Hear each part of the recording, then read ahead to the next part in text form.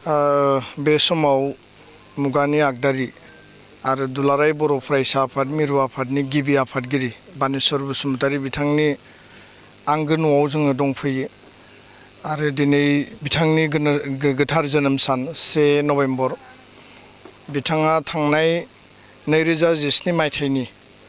8 डिसेम्बराव रुंसारि जायो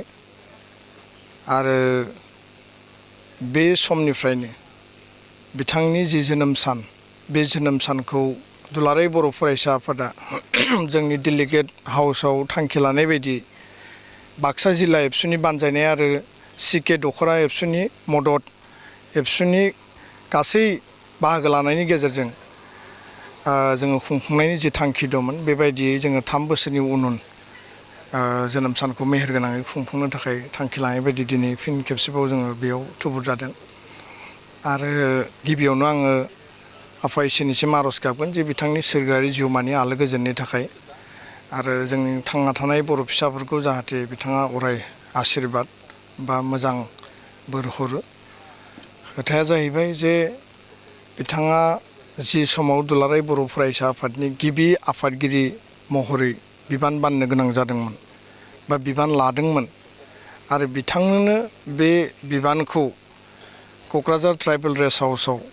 जि जुथुमनाय बे जुथुमनायाव सावरायनायनि गेजेरजों थिग खालामनाय जादोंमोन बे थासारिया जोबोद गोब्राब आरो जोबोद मोनसे चेलेन्जिं मोनसे थासारिमोन बर' हारिनि जि मोनसे समाज आरो जिउ खुंनायनि जि जारिमिन हारिनि गासै बिथिङा मोनसे मोस्लेर अबस्थायाव दंमोन जोंनि राजखान्थियारि मोनथाय संबिधानिक मोनथाय जोंनि रांखान्थिया जोबोद गाज्रिमोन जोंनि इनफ्रास्ट्राक्चार जि लामा दालां स्कुल कलेज सोलोंथाइनि थासारिया मोजां नङामोन आरो जथेस्थ' जोंनि गेजेराव बै समाव भारत उदांस्रिनि सिगां आरो उननि समाव जोंनि सोलोंथाइ गोनां बा गोरों गोरा मानसिनि आंखालमोन माखासे मोजोमसे जायफोर गोख्रों मेलेमनि दैदेनगिरि गवालपारा डिस्ट्रिक्ट जि माने स्टुडेन्टस इउनियन दंमोन बड' स्टुडेन्टस इउनियन बे थुबुर जानानै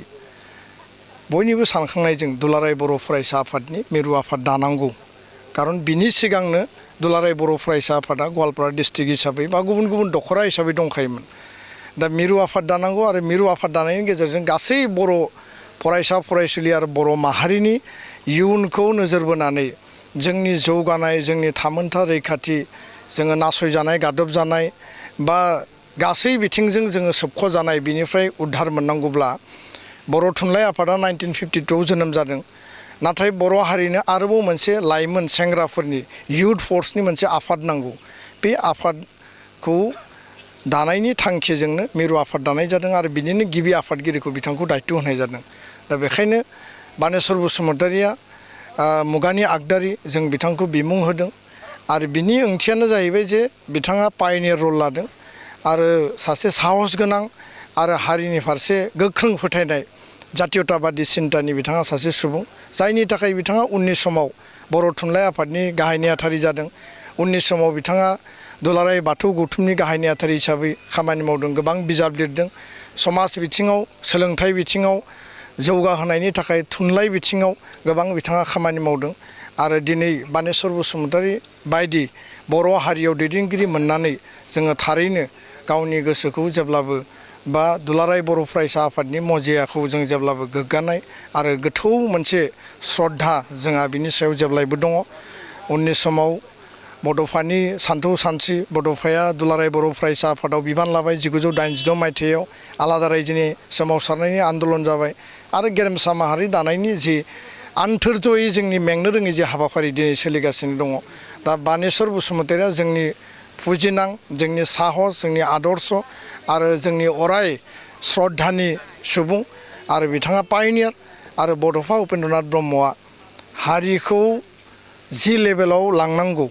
आल्टिमेट थांखिसिम जोंनि राजनैतिक आरो संबिधानिक अधिकारनि गेजेरजों गेरेमसा माहारि दानायनि जि मोन्थोर होलांबाय बे गासैबो जोंनि गेदेमा सुबुंफोरनि बा जोंनि एबसुनि बारग' दैदेनगिरिफोरनि आदर्शनि गेजेरजों हारि दानायनि खामानिया सोलिगासिनो दं सोलिलांबाय थागोन गोजोन्थों।